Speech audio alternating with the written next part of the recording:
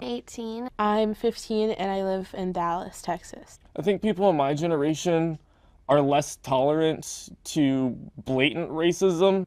Kids nowadays tend to grow up thinking that the problem's in the past. I don't see color. It feels bad to know that I am better off because I was born this way. I would be in jail if I wasn't white.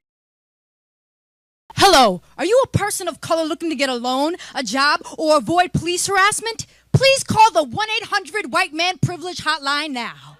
Our roster of white men will come to your rescue in almost any situation. Avoid redlining. We can co-sign your mortgage, help you hail a cab downtown, and stop store managers from following you. At job interviews, we can give you that special seal of approval. Our white men will vouch for your intelligence, and you won't even have to remove your dreadlocks. All right, Jamal?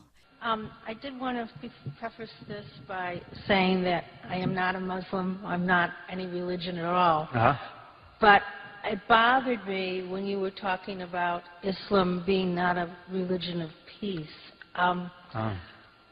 Muhammad was a very peaceful man. No, he wasn't. Yes, well, if you read, yes, no. And he had a great respect for women. You can't believe in equal rights and not be prepared to be called a feminist, because that is what it is.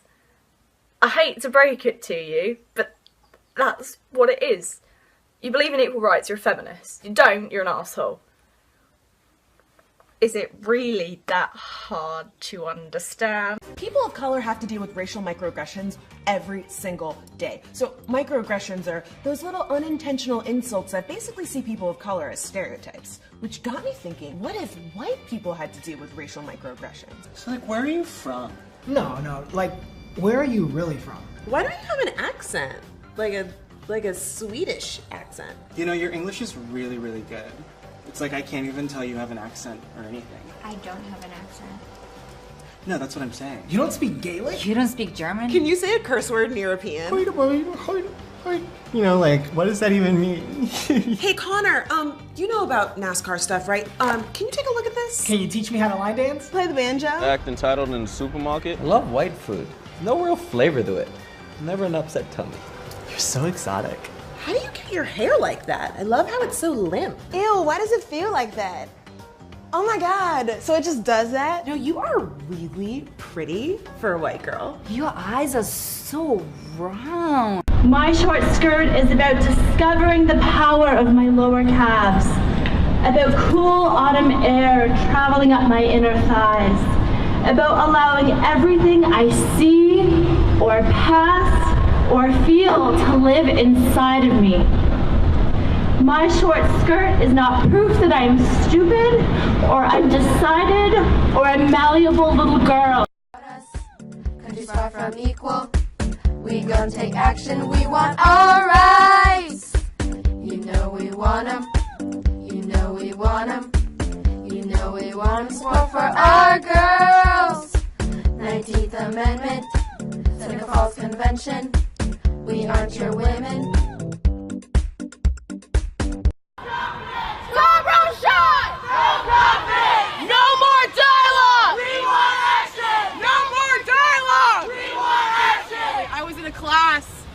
This week called Intro to Latino Studies, and we learned about institutionalized racism, and a white male walked out of the room because he has the privilege, the luxury to not know what everybody around you, look around you, all these people face on a daily basis. My pronouns are not preferred. They're not a preference. They are mandatory for interaction with me. I do not expect everyone in the world to understand my identity. I barely understand my identity myself. You don't have to understand someone to respect them or their wishes. So I don't have to understand what it is to be a black person to speak respectfully to black people. I'm pretty sure that you can do the same for trans people, specifically non-binary people. We are not new. We are not trendy. We are not interesting or something that you can fetishize or try to, you know, just fucking it's just off. Just shut the fuck up. Change your language. Like, no one is female-bodied. No one is born a girl. No one is any of that. Like, we are assigned genders at birth by doctors who look at us and see certain types of genitalia and decide what our identity will be from there on out. That's an act of violence. That should be stopped. That's not my fucking fault that that happened. I guess that's it, honestly. Just stop. Like, none of this is preferred, none of this is opinion, it's facts. These are facts that you need to get used to because you share a space with us, you live in the same world as us, we're getting massacred and killed, we're in a state of emergency, the least you could fucking do is not misgender me. How's that sound? Your camera, all I did was put it in front of your camera, and I can put it in front of your camera as much as I want. I can put it in front of your camera as much as I want. I'm not touching you. I can speak to you just like this as much as I want to. You're here to incite violence. You're here to incite violence against brown bodies and black bodies. You're here to incite violence against brown bodies and black. I love all of the signs. Oh my God, this is amazing. Hold your signs up. We gotta make this happen. We gotta post this. I love it. Yes. Yes. Are you guys out there taking selfies? Are you making friends?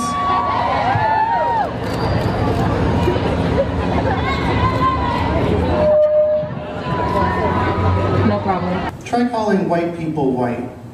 One of the things that will happen is that a lot of white people will call you racist. What's really going on is they want you to protect them from never having to think about race. That's protecting their privilege.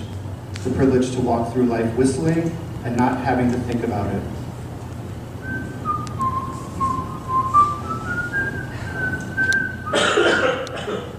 I have a white friend who said to me one time, "How often do you think about your race?" I told her maybe 3-4 times a week. I thought I was being honest with myself, admitting that I sometimes think about race. Then she said, "See that black guy over there? How often do you think he thinks about race?" The ideology of whiteness as status utterly envelops us, Europeans, in its poisonous embrace. We cannot escape its cocoon. Rather, we carry whiteness with us like a charm that protects us from harm, shields us from impact as we dive from the known to the unknown, parachute from one spot on the globe to another as immigrants, tourists, or do-gooders abroad. The poison of white supremacy we ingest with our mother's milk lingers. Excuse me, everyone. Can I ask you to listen to me for a minute, please? I have a little girl. She was very abused for her entire life. She was terrified. She has a very determined look in her eyes wherever she goes. And she was hurt and abused her entire life because of this establishment and because of establishments like it. She was locked away. She was hidden. She had nobody there for her. She was crying. She was scared every single moment. And because her usefulness had run out, she was going to be killed. Someone was going to murder her. And I can see you smiling, and I can see you laughing, but to her this is not funny. I went in there with other humans, and I took her out of there. And if I hadn't, she wouldn't be with me right now. She would be gone, just like all of her sisters, just like everybody who we left behind. And I'm here to tell you today that all of those other girls and everyone who we left behind, they just wanted to live too. And they deserve their lives. And right now their eggs and their milk and their bodies are on plates inside this restaurant. And that is so unfair to them. My little girl's name is Snow. And every time you see someone eating somebody else's eggs or somebody else's body, you are going to remember her name. Her name is Snow. She's a beautiful little girl and she just wants to live. This isn't food. It's violence.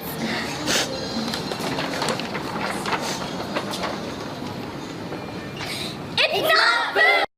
I made this post in response to a person who denied their thin privilege and essentially called me an angry fat bitch. I might be fat, and I might be angry, and I might be a bitch, but thin privilege is a real thing. Thin women can be made to feel shitty, but they do not experience institutional, cultural, or individual oppression because of their size.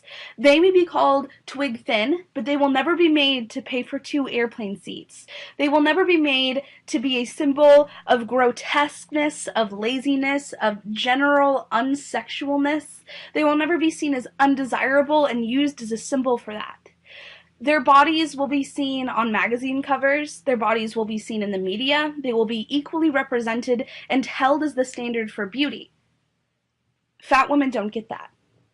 I don't see people like me in the media, and when I do, it's watching Pitch Perfect when Rebel Wilson says, "I'm horizontal running," because apparently fat people are incapable of being active.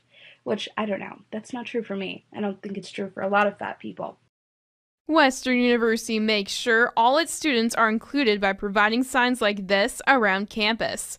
Places labeled as safe spaces let everyone passing by know they are entering a place where everyone is accepted and welcomed for their age, ethnicity, sexuality, gender, and other factors. We all have more to learn when it comes to safe spaces, but we're doing our absolute best and welcome people of all walks of life into that space. Worry for my child who is transgendered, and for other students who speak up, and even for the ones who don't, but who are simply not white or cisgendered, or are in some other way at the edges of society. What happens when armed police confront them during a protest or action? Stop letting this generation take advantage of you. They've mortgaged your future. They're crippling you with debt.